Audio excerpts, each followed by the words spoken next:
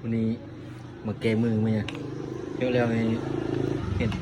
พิสูจน์เดี๋ยวแล้วเนี่ยใส่น้ำโบเฮ็ดเลยเนี่ยลงเนาะ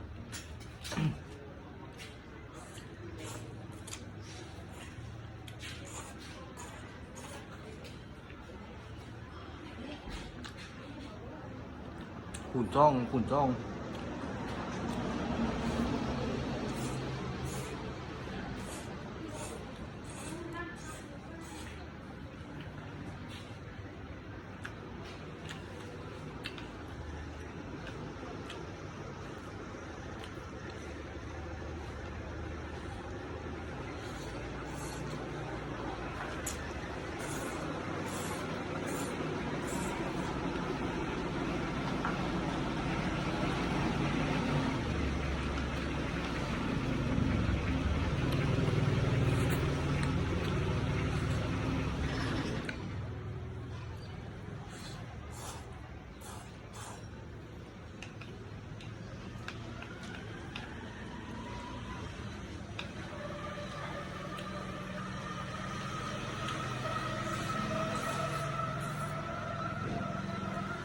ในเรื่องอยู่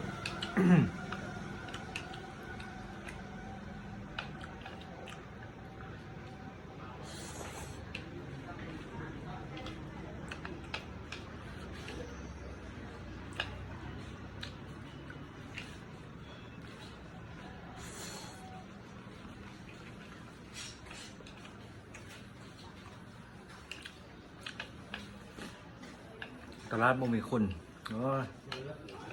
บิดให้ตาย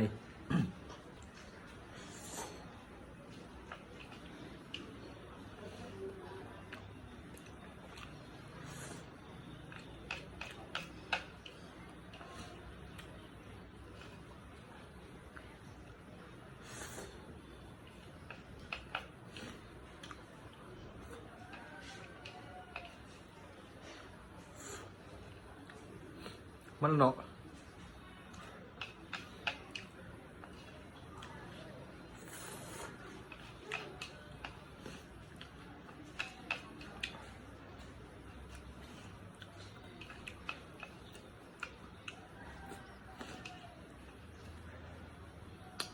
คักอยู่ ในเรื่องมันเนี่ย